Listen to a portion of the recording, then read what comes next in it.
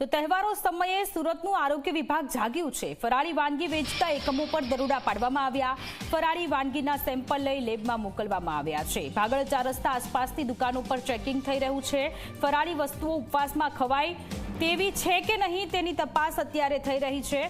તો સુરતનું આરોગ્ય વિભાગ તહેવારોના સમયે જાગ્યું છે। ફરાળી વાનગીના સેમ્પલ લઈ લેબમાં મોકલવામાં આવી રહ્યા છે અને એ ફરાળી વાનગીઓ ખાવા લાયક છે કે નહીં તેની તપાસ ચાલી રહી છે। ભાગળ 4 રસ્તાની આસપાસના દુકાનો પર આરોગ્ય વિભાગ દ્વારા અત્યારે તપાસ થઈ રહી છે।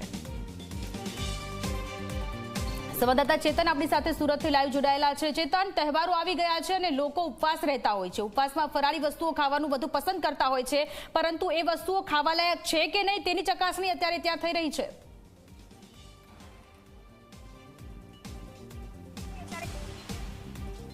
જી બિલકુલ થી શ્રાવણ માસની અહીં શરૂઆત થઈ ગઈ છે, ત્યારે ખાસ કરીને જે લોકો છે તે લોકો ઉપવાસ કરતા હોય છે અને ફરાળી જે ચીજ વસ્તુ હોય છે તેનો સૌથી વધુ ઉપયોગ કરતા હોય છે। ત્યારે આરોગ્ય વિભાગની જે ટીમ છે તે ટીમ દ્વારા અલગ અલગ ટીમો બનાવવામાં આવી છે અને સુરતના 6 અલગ અલગ જે વેપારીઓ છે તેમને ત્યાં દરોડા પાડવાની કામગીરી હાથ ધરવામાં આવી રહી છે। આપ જોઈ શકો છો વિવિધ જે લોટના જે નમૂના છે તે એક બરણીમાં લેવામાં આવ્યા છે અને તેને સીલ કરવામાં આવ્યા છે। આ જે નમૂના છે તે લેબોરેટરી ખાતે મોકલવામાં આવશે અને તેનો રિપોર્ટ આવ્યા બાદ જે તે વેપારી સામે કાર્યવાહી પણ કરવામાં આવશે। આપની સાથે આરોગ્ય વિભાગના અધિકારી જોડાયા છે। જી સર, કયા પ્રકારની કામગીરી?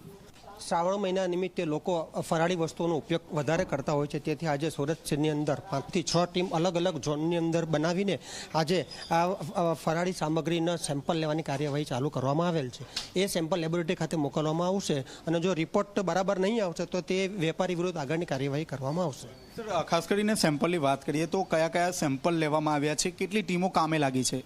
આજે લગભગ 5 થી 6 ટીમ કામે લાગી છે અને રાજગરાનો લોટ મતલબમાં ફરાળી લોટનો જે ઉપયોગ થતો હોય તેના આજે સેમ્પલ લેવામાં આવી રહ્યા છે। આ જે સેમ્પલ છે સાહેબ, ક્યાં મોકલવામાં આવશે, કયા પ્રકારનું પરીક્ષણ કરવામાં આવશે? આ જે સેમ્પલ છે તે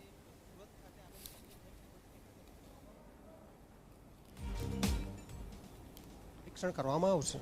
તો આપે જે રીતે જોયું તે રીતે જે ફરાળી જે લોટ છે તે લોટના અહીં સેમ્પલ લેવામાં આવ્યા છે। આપ જોઈ શકો છો આ જે ફરાળી જે લોટ છે તે ખાસ કરીને જે ઉપવાસ માટે આ જે ફરાળી જે લોટ છે તેનો સૌથી વધુ જે ઉપયોગ છે તે કરવામાં આવતો હોય છે। ત્યારે આરોગ્ય વિભાગ દ્વારા જે ફરાળી જે લોટ છે તેના વિવિધ જે સેમ્પલ છે તે લેવામાં આવ્યા છે અને ખાસ કરીને આપ જોઈ શકો છો આ રીતે જે કાચની જે બિલ્ડિંગ છે, કાચની જે બોટલ છે તે બોટલમાં વિવિધ જે સેમ્પલો છે તે ભરવામાં આવ્યા છે અને તેને સીલ કરવામાં આવ્યા છે। આ જે સેમ્પલ છે તે સુરત મહાનગરપાલિકાની જે લેબ છે તે લેબ ખાતે મોકલી આપવામાં આવશે।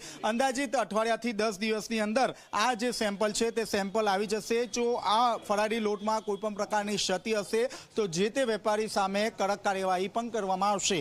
જી માટે અને આ સાથે બુલેટિનમાં અત્યારે આટલું જ। વધુ સમાચારો માટે આપ જોતા રહો 24 કલાક।